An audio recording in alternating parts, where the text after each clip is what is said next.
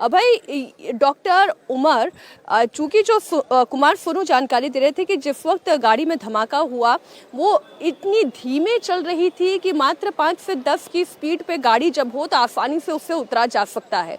तो पहला सवाल तो ये कि जब ये धमाका हुआ डॉक्टर उमर उसी के अंदर मौजूद था या वो उतर चुका था, और धमाके में क्या उसकी भी जान चली गई या वो बच गया है।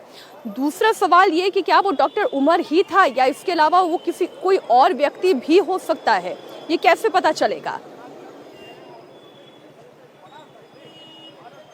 देखिए मीनाक्षी, जो हमारे सोर्सेस हैं वो इस बात को कंफर्म कर रहे हैं कि गाड़ी जो है वो डॉक्टर उमर मोहम्मद जो है वही चला रहा था, वही उस गाड़ी के अंदर मौजूद था।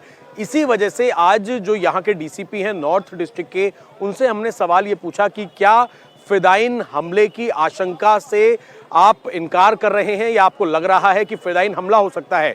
तो जांच एजेंसी अभी किसी भी निष्कर्ष पर नहीं पहुंच रही है, लेकिन रूल आउट किसी भी पॉसिबिलिटी को नहीं किया जा रहा है। अब आप देखिए, 2 साथी जो हैं इस मॉड्यूल के फरीदाबाद से अरेस्ट होते हैं, उसमें एक महिला अरेस्ट होती है, उसका भी जज से संपर्क निकलता है कि इंडिया के अंदर महिला विंग कमांडर बनाने का प्लान था शाइना को। इसी तरीके से जब उमर है ये फरार हो गया, इसकी तलाश लगातार की जा रही थी, ये भी फरीदाबाद के इस मॉड्यूल के अंदर शामिल था। उसके बाद गाड़ी 3 घंटे तक इसी पार्किंग के अंदर मौजूद रही। गाड़ी यहां से निकली और गाड़ी को बेहद मंदी रफ्तार में इसने किया लाल किले के पास, और वहां पर धमाका हुआ। और वो धमाका करने की जो जगह है, खास तौर पर पुरानी दिल्ली से लेकर दरियागंज, और सोमवार के दिन शाम 6:52 बहुत हैवी ट्रैफिक रहता है। इसी वजह से एक गाड़ी में ब्लास्ट हुआ, चाहे उसके अंदर एमोनियम नाइट्रेट और कुछ फ्यूल था, किस गाड़ियों का जो फ्यूल होता है, लेकिन इतनी ज़्यादा हाई इंटेंसिटी थी क्योंकि आसपास बिल्कुल बहुत धीरे धीरे गाड़ियां चलती हैं, बम्पर टू बम्पर गाड़ियां चलती हैं, इतना ट्रैफिक होता है। तो वहां ये गाड़ी से नहीं उतरा, इस तरीके की आशंका पुलिस को लग रही है। लेकिन पूरी तरीके से एफएसएल की टीम जो सबूत उठा रही है, जो बॉडी के पार्ट्स एलएनजेपी अस्पताल गए हैं, वहां पर उन तमाम जो बॉडी के पार्ट्स हैं उनकी डीएनए की जांच की जाएगी, ताकि ये कंफर्म किया जा सके कि क्या इस गाड़ी को उमर ही ड्राइव कर रहा था।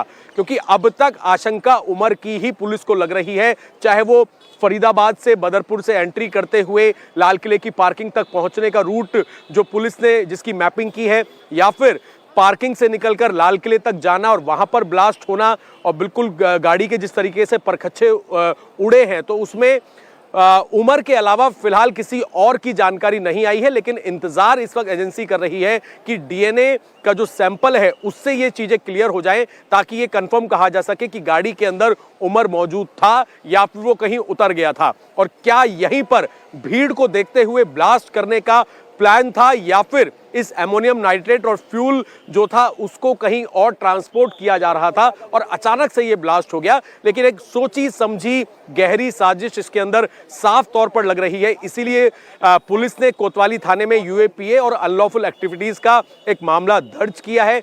खुद गृह मंत्री अमित शाह पलटू पूरी तरीके से अपडेट ले रहे हैं दिल्ली पुलिस कमिश्नर से, एनएसजी से और तमाम एजेंसी से, और आज एक बैठक के बाद कोई ना कोई जानकारी शेयर की जा सकती है इस ब्लास्ट के पीछे का आखिरकार मकसद क्या है, और उमर के अलावा कौन कौन लोग इसके अंदर शामिल हो सकते हैं। क्या फरीदाबाद वाला जो मॉड्यूल है वही एक सेकंड इनका एक ऑप्शन था कि अगर इनके कुछ लोग वहां पर गिरफ्तार होते हैं फरीदाबाद में, तो सेकंड चांस इन लोगों को क्या लेना है दहशत फैलाने के लिए। और इन सबसे पहले तो अभय सवाल ये खड़ा होता है कि इतनी बड़ी मात्रा में विस्फोटक आया कैसे, ये दिल्ली तक एंटर हुआ कैसे, या फरीदाबाद तक पहुंचा कैसे।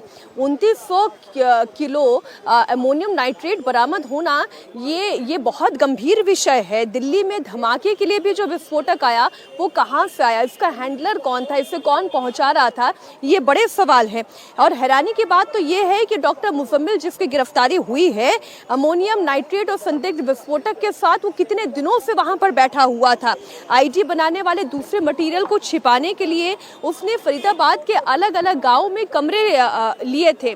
इनमें से एक कमरा अल फलाह यूनिवर्सिटी से मात्र 500 मीटर की दूरी पर धौज गांव में था, जहां पर इस वक्त फरीदाबाद की पुलिस टीम सर्च ऑपरेशन कर रही है। इसके अलावा दूसरा कमरा, पहले तो इस कमरे की अगर हम बात कर ले, जो अल फलाह यूनिवर्सिटी से मात्र 500 मीटर की दूरी पर था, यहां से पुलिस ने 360 किलो अमोनियम नाइट्रेट बरामद किया। इसके साथ 20 टाइमर बरामद किए गए, वॉकी टॉकी बरामद किया गया। मुजम्मिल का जो दूसरा कमरा था, वो दूसरा कमरा तगा गांव में उसने लिया था किराए पर, और यहां से 2563 किलोग्राम संदिग्ध विस्फोटक बरामद हुआ, जिसे आतंकी सफेद पाउडर के तौर पर कहते हैं। आज पुलिस ने फतेहपुर तगा गांव में इसलिए छापेमारी करके विस्फोटक बरामद किए हैं। तो अब आप ये देखें, फतेहपुर तगा गांव हो, चाहे धौज गांव हो, अल फलाह खुद कॉलेज हो, और क्या इस आतंकी से और भी लोग जुड़े हुए थे? इन तक ये विस्फोटक पहुंचा कौन रहा था? विस्फोटक कैसे पहुंचाए गए? और इतना विस्फोटक दिल्ली एनसीआर में एंटर कर लेता है और खुफिया एजेंसीज को पता नहीं चलता, ये एक गंभीर सवाल है। ट्रैक जम्मू कश्मीर पुलिस लगातार कर रही है, और ये पुलवामा अनंतनाग से ये ट्रैक करते हुए आगे तक आ रही है, क्योंकि वहां के मेडिकल कॉलेज से भी इसके सीधे सीधे तार जुड़े हुए हैं। और ये पूरा नेक्सस डॉक्टर का दिखाई दे रहा है, ये डॉक्टर मॉड्यूल दिखाई दे रहा है।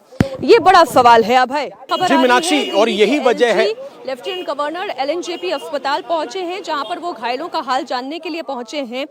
इस बीच एक बड़ी खबर आपको बताते हैं, दिल्ली सीपी सतीश गोलचा और डीजी एनआईए गृह मंत्री अमित शाह के घर पहुंच चुके हैं। अब से ठीक 8 मिनट के बाद गृह मंत्री अमित शाह के घर पर यह हाई लेवल सिक्योरिटी मीटिंग होने जा रही है, जिसमें दिल्ली के police commissioner, DG NIA, DG IB, इसके अलावा जम्मू कश्मीर पुलिस के भी अधिकारी वहां वर्चुअली ज्वाइन करेंगे।